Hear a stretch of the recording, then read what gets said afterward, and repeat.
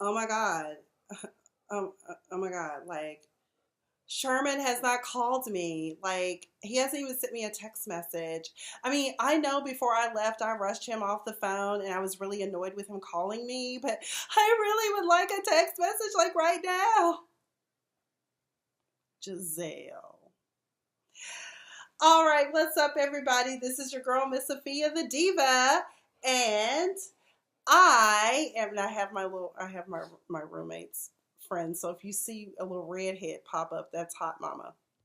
But anyways, we are here to talk about those lovely, shady ladies, classy ladies of the Real Housewives of Potomac. We're going to be talking about Blue Eyes and Blue Skies. So this is season 3, episode 7.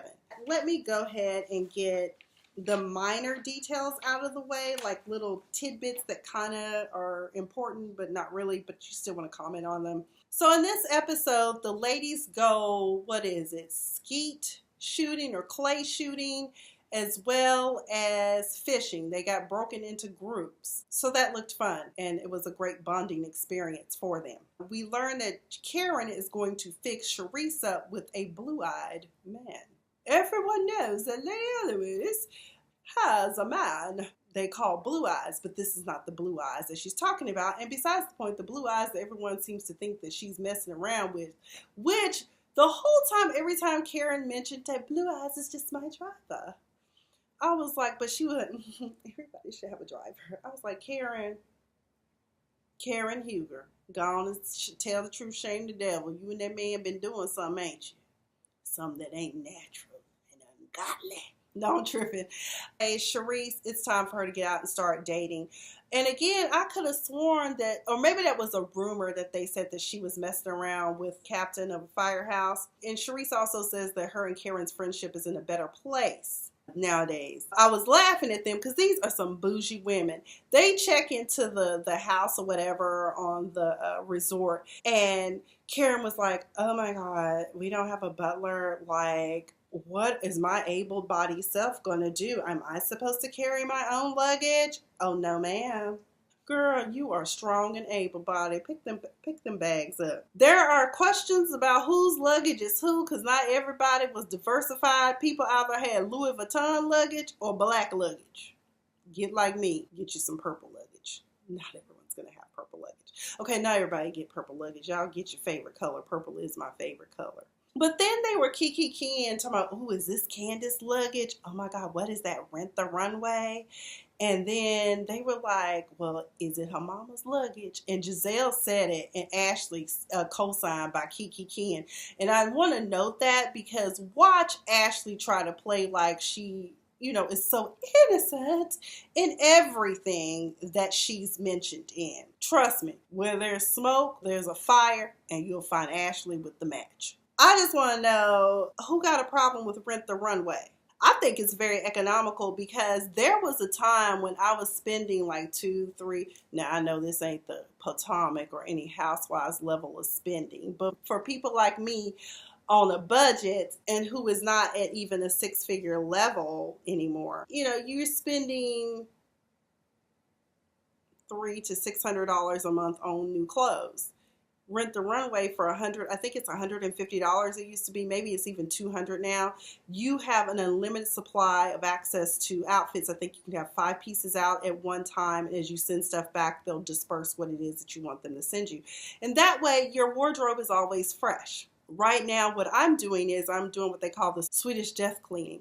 As a matter of fact, in the comment section or the description section, I am going to post a link, or at least how you can find me on Poshmark. I'm selling a lot of my dresses and skirts and shoes and all of that because you can't take it with you and you can always replace it. And since I've had to downsize, keeping a storage, I just kind of want to get rid of a lot of stuff so I won't have to, even though stuff is still going to have to be in storage, I just don't want to have to, be paying exorbitant amounts for storage. Karen got a key talking about Candace was wrong for calling Charisse a geriatric grandma, but I did think it was funny.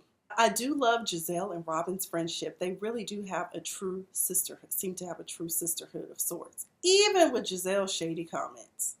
Robin still embraces her. But Robin, while they were out on their little activities, I think Robin was part of the skeet shooting. She's like, despite everything that people say about Candace, I kind of like Candace. I was like, ooh, Giselle might not like that. But I did check Twitter, and Giselle said that she was very happy to see a friendship budding between Candace and Robin. Honestly, I think it's probably a good thing for Candace to be around these women. Maybe not so much Monique. Monique is not a good influence. She only enables Candace's annoying rhetoric about money and status and who's paying. But I think maybe that might be a good thing. So people, Giselle is cool with it. Check her Twitter. But let's get into the issues. And this is why I said on Twitter to some of my followers who do follow my YouTube, is that I said there's a lot of unpacking that needs to be done here. So this video may be longer than what I anticipate. I try to keep them under 25 minutes, but Diva likes to talk. So sit back and let's talk about it. The trouble with Candace. And that's why when they said this episode was called Blue Skies or Blue Eyes and Blue Skies, I was just like, it should have been called Chaos and Disorder. But let's dive into some of the issues. While Candace did execute what Ashley and Monique coached her on while they were out and about shopping for the trip, one of the things that Candace needs to learn is how to shut it down. She takes instructions very well, a little too well for Monique's liking, but she needs an emergency valve shut off. Like they had this whole confrontation on the bus. There was a confrontation at the table. As soon as they get into the house, she doesn't check the sound barrier of the room. She's over there talking to her husband, Chris, about how she checked all them old heifers, okay? And Chris was like, yeah, baby, don't let nobody talk to you just any kind of way. I was like, don't be gaslighting her. She's going to get dragged up in here with some of these old hens. She's going to get just ka-ka-ka. One of the things I didn't like is that she sat up there when Ashley was discussing her issues with the trouble with her mother. And we'll get into Ashley more in depth. But immediately Candace was like, I realize I need to set boundaries with my mom because she is always like in my business. Here's the deal. You want to set boundaries? Stop accepting her financial help, Candace. That's how you can set boundaries with your mother. Take over your half of the mortgage. Stop coming to mom as an investor and just start gifting her something. Give back to your mama. Maybe you already do, but all I'm saying is this, Candace, is that you can't get mad when you still on your mama's tax returns.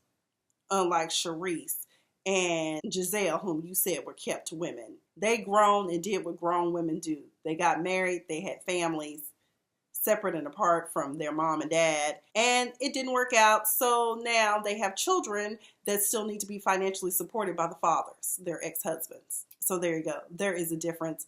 And you setting boundaries with your mom, you should, by not accepting her financial help. It's okay to take money from your parents every now and then, but to be wholly dependent. But then again, years ago when I worked at my very first internship, I think I was 17, I worked at a bank, and it was a lady who was 40 years old, and her mom and dad took care of everything for her. She was working, but she kind of didn't have to. It was just one of those things. But the loud talking and the bragging, you should have checked the sound barrier. Monique is trying to pull her back in, reel her in. Monique, you gaslighted her. The flame is going. So what are you going to do? And there's another reason why Monique was trying to shut her down too, is because Monique remembers being the new girl and how she felt isolated. And that's why she said, you don't want to start out too hardcore because otherwise you'll be isolated. And I was like, And in the words of Craig Mack, you won't be around next year. I'm kicking new flavor in your ear. Craig Mack, new flavor in your ear. Rest in peace, Craig. Lord help. Candace, you got to pick and choose your battles. And sometimes in the art of war, as Sun Tzu says, pretend inferiority and encourage your enemy's arrogance. That is a better plan. Or as Proverbs teach you, silence. And if you feel like they're being foolish, treat them as such by being silent. But I know this is a show and we need drama. The trouble with Monique. Let's get into Monique. Now, Oh, Robin Dixon, I love her. Even though she fucked up the church's money, but okay, in the words of Funky Dineva. First of all, Monique would put a narcoleptic to sleep. And not just sleep, but in a deep coma. With her incessant droning on and on and on about, oh my God, I'm so tired from looking for a nanny. I'm so tired. Oh my God, from working on my website. Girl, what are you doing? Are you learning HTML? You couldn't pay somebody to do your website? What are you talking about? I know a good person that can do your website for a good fee. I guess parenting full-time is a hard job. Being on active in nonprofit work and basically all the things that are voluntary. Maybe you shouldn't do that then, but you want to be seen. You want to be seen as important, and you need validation, and you need people to know that you have a status. Because as all of us have noted, you are one of those people that you're nouveau riche. You'll never have any money. And so you act a fool. Again, the question will be asked, who are you, Monique Samuels, without the money? Who are you? And then Robin was like, well, wait a minute, I'm a mom and I'm busy and I get tired, but hell, I ain't never took a ditch nap before. Like, girl, what's going on with you? Of course, Ashley, who is the run tell that girl, was like, girl, she was drunk as a skunk, honey. She had 4 martinis while we were down to the bar with Rich Carsby. Okay, Funky Dineva. I'm sorry, Funky. I love quoting some of your stuff, which is why I always try to give credit where credit is due. But then again, that could be the lawyer in me too.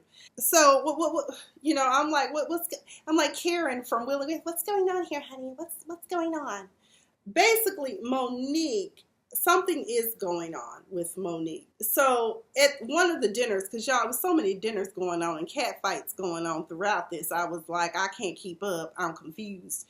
But all I know is that Robin led the charge for the intervention that was staged at this one dinner where shit just got out of pocket right then and there. Everybody at the table had to have Dr. Phil and Yana Van Zant moments. But she goes, so, Monique, let's talk about this 4 martini lunch that you had.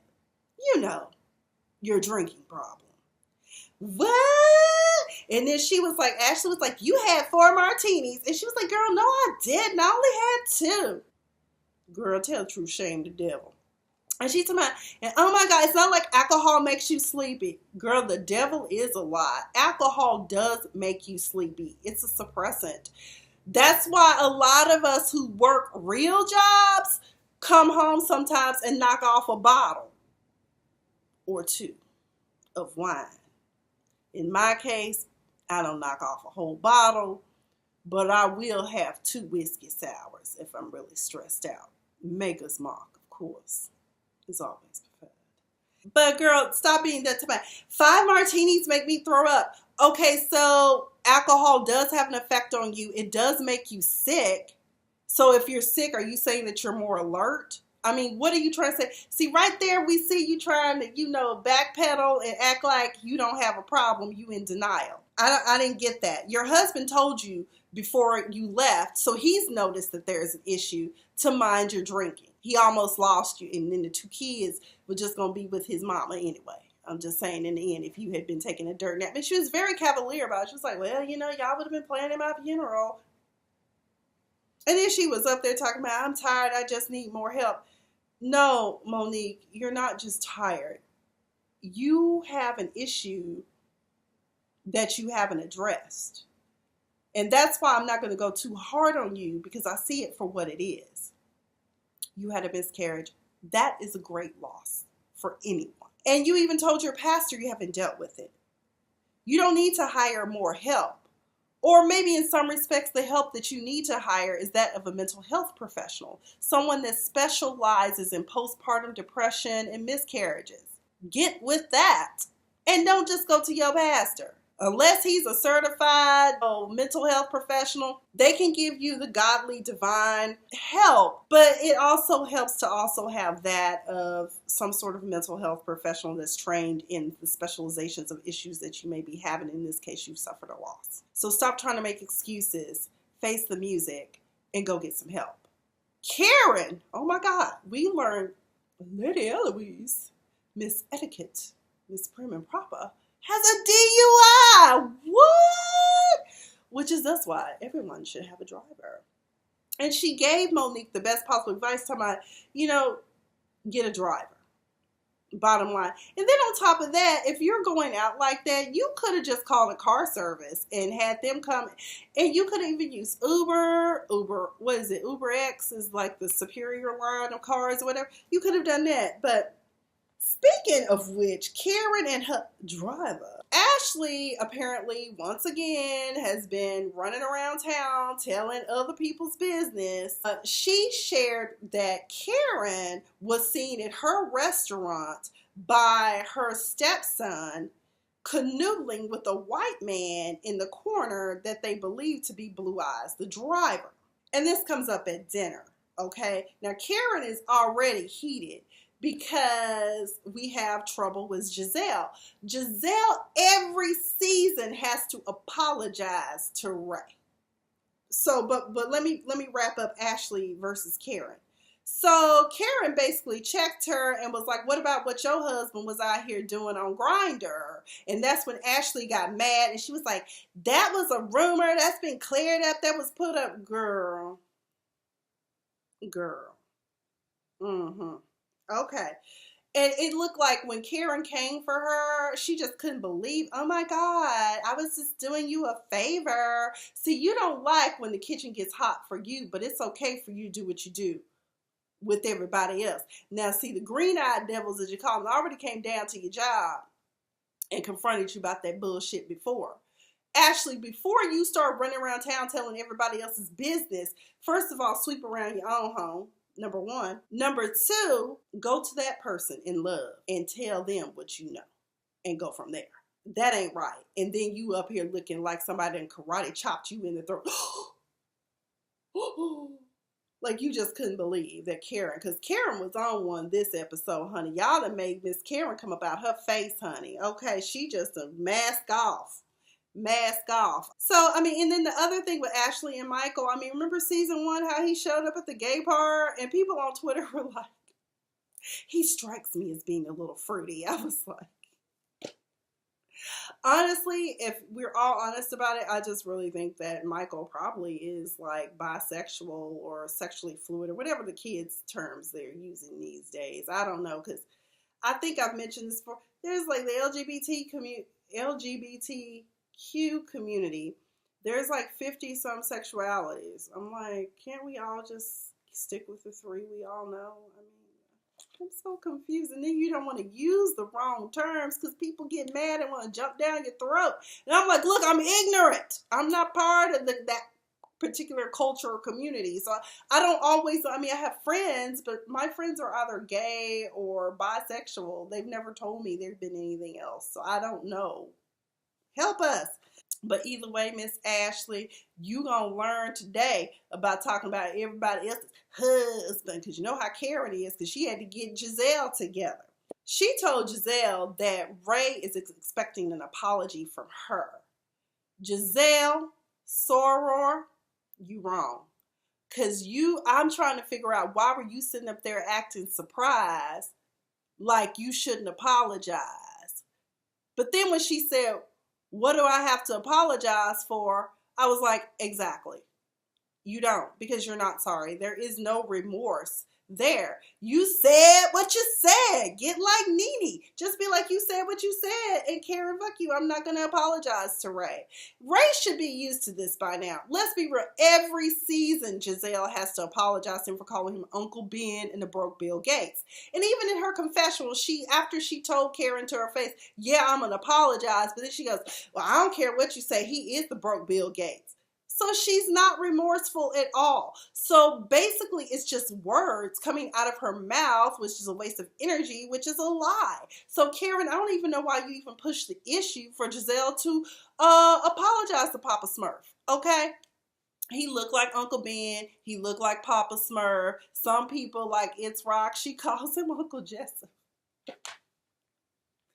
Just accept it. Peter Thomas seems to have embraced his names. We call him Uncle Ben and Papa Smurf too. I mean, it's just par for the course when you put yourself out there. I get that it's probably hurtful because it comes from Giselle, but y'all know Giselle, and this is her nature. She's a good person, but she's just one of those people that just can't help herself. Whatever. She's like already that 50-year-old, 60-year-old aunt that flies off on the handle and just says whatever. The apology really is just going through the motions. But either way, if you don't apologize to Ray, Karen act like she was going to drag y'all in that bitch, honey. Ooh, so y'all need to act accordingly. Karen did not come to play, honey. She's stressed out because we learned from Sharice that Ray done asked for a divorce because she let that slip out while she was sipping because she's stressed.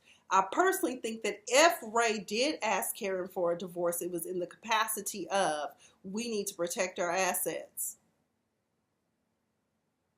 Or it could be because of all these rumors running around here with her little play dates with her little blue-eyed white men. I don't know, because she said she got several male gentleman friends she kick it with. Here's the trouble with Ashley. Ashley has allowed herself to, she has inserted herself into the proverbial stuck between a rock and a hard place. We know, as she has stated time and time again, that her mother is with a man who was homeless, and she took him in and procreated with this man, and this man still is not working or doing anything to support her mother other than providing her apparently some very good sexual relations and sexual healing. During Clay shooting, she said, who do I have to visualize so I can hit these? Because it wasn't going well initially. Boy, as soon as she envisioned her mom's boyfriend, she hit every damn Clay thing that they shot up there. I said, go on, girl, because that's what I had to do in boxing. In boxing, I used to visualize someone I couldn't stand. It was wonderful because I saw him every day, Monday through Friday, and I was like, I'm just going to punch him. It feels great. It kept me going, and I had really nice arms. At dinner, Ashley is distracted during this dinner, and we look at the text messages from her mother asking for $500. Heifer, you already get $4,500. What do you need $500 for? Like, what are y'all doing with the money? Of course, later on in one of the previews that they show at the after the show on YouTube, I kind of figured it out. But Giselle asked the best question. She said, what mother would put her child in the position to choose between her and her spouse? Exactly. A selfish one. A one that don't give two damns about you. It's all about her. Okay, your mama don't care about you, girl. If you ain't giving her money, she ain't worried about you. Honestly, some mothers should not be mothers. They really were just God-given vessels to get us here sometimes. If you really think, same thing with sperm donors. They just were an instrumentality to get you here, to fulfill whatever your purpose and destiny is, and get on out of here and go to the next level, quite frankly. And finally, Ashley has an epiphany, a revelation, where she realizes that why should I be there for someone who was not there for me? Exactly. And I get it, because I have people who have said it. Well, they'll do things because, well, I didn't have this, so I'm going to show them a better way. Let me tell you something. I did that with a friend a long time ago, and we are no longer friends. I'm going to show you how good a friend can be. But she didn't know how to be a friend. So it didn't work out. Because sometimes people are so damaged until there's no point in even trying to make an effort. I'm just saying. And with your mother, that's what's going on. And in the preview that we see for next week's episode, her mother, who seems a little loopy and out of it too, was like, oh, I'm so tired of not feeling like myself. I just need to get away. And I realize that I have some hindrances here. My family is a hindrance. Your family, Sheila, is a hindrance? Because she said Sheila has not been herself. I said, Somebody been watching Tamar. And that's when I said, well, Ashley, there you go. Your mother sees you all as a hindrance. Then she got mad because Ashley told her that, well, you wouldn't be so stressed out if you didn't have anyone that wasn't adding to you, but is actually taking from you. Don't you judge me, Ashley. I was like, oh, shit. Talking about, your husband ain't returned my phone calls. That is so disrespectful. It ain't even about his money. Because Ashley was like, we've given you hundreds and thousands of dollars of Michael's money, and yet you still have been disrespectful. Well, we don't have a family connection. I was like, girl, you want that money. That's what that is. Ashley set the boundaries, cut your mama off. She'd be all right. She might like living in a tent, which your common law stepdaddy. I'm just saying. Let's see. And finally, Monique. This shit was funny to me. So you know how Monique has been setting up here. Really, what happened with Monique was trying to get Candace to really let go and let have on Giselle. Because for some reason, I don't think that Monique, in some respects, feels she can hold her own with Giselle. I'm like, baby, Giselle been doing this Queen of Mean thing for a long time. And she can clap back with the best of them, okay? So maybe Miss Monique, she a little street, but she wasn't ready. She was not ready for the fire and brimstone that Giselle is capable of. I don't know. All I know is that she thought Candace was going to be her patsy for going in on Giselle, but instead what ended up happening is that at the table, Charisse and Candace and her all ended up in this triangle, and Ashley was dipping and diving in there, saying how basically, did Candace say, I don't remember who exactly said it, but it was brought up that Monique made the comment that the reason why Charisse was going in on Candace is because she feels some type of way about Monique making new friends. Girl, it ain't that deep. Trust me, not for Miss Charisse. And either way, chaos and disorder broke out across the dinner table, and nobody was using their inside voices at that point. It went from classy to ratchet. I was like, all right, don't have that woman call police on y'all talking about, yeah, they out here talking loud at the dinner table. Them memes are funny as hell from the Oakland barbecue. And she said that she didn't say that in seriousness. She said it in jest. That ain't what Bravo showed us, and that show the hell ain't what we saw.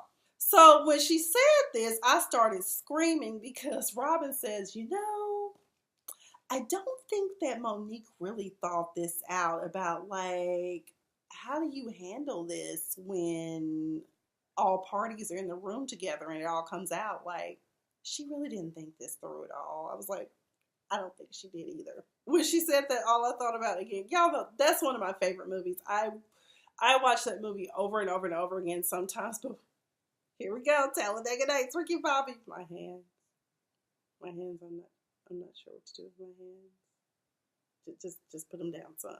That's how Monique was looking. She didn't know what the hell had happened. She thought, what the fuck just happened? Yeah, girl, your shit just went left. All the way left. Another thing, Robin. I was laughing at Robin, and Robin, don't take this. If you ever should see this video, I don't know who's watching, but Robin, I started laughing, thought about fucking Anywho, because she was like, I feel kind of bad for Ashley, because, when it comes to family and finances, it can get a little hairy there. And I was like, of course it does, Robin, because you done fucked up all the church's money. As Funky Anywho would say. Girl, you went down there to that man who hoodwinked you out of all your money. Your kids' trust fund, college fund, everything is gone. Just gone. But y'all back on the rebuild. Sometimes you have to lose it all in order to appreciate it all. But either way, that's all I got. It looks like next week things get heated between Robin and Monique. Of course, we already talked about how Ashley's crazy ass mama had nerve to be asking $500, but then talking about she want to get away from everybody. Ashley, cut her loose. She don't give a fuck about you. She just wants your money. Oh, yeah, I knew I was forgetting something. So anyways, on Twitter, because it was Mother's Day, when this episode came out, right? So Ashley got a little huff at people. Because, people were talking about her mama, but I'm like, your mama is making you look like Boo-Foo the Fool because you continue to put yourself in this situation. But she was like, tonight's episode falls on Mother's Day. We decided to be raw and upfront with you because that's what we've agreed to do. It's tough and it hurts. Know this, she's a wonderful person with a huge heart, and she was referring to her mother and everything. And there's a picture of her mom with the family. So she said, keep your hateful comments to yourself because they're falling on deaf eyes. Well, if they falling on deaf eyes, why are you even posting that? You shouldn't even acknowledge the hate. Your mom's a user, plain and simple. And you are still that hurt 5-year-old girl seeking to have your mother's love and validation. But that's all I've got. I've been Miss Sophia the Diva. Thank you to all my new subscribers. Continue to watch, continue to subscribe, share, have your friends and family subscribe to this channel, okay? Because it's going to be awesome. But that's all I've got. This has been Real Housewives of Potomac. Blue eyes and blue skies. Karen, watch out for them blue-eyed men. Ray gonna get you, girl. I have been Miss Sophia the Diva, and now I need to go find my purse because I gotta get out of here.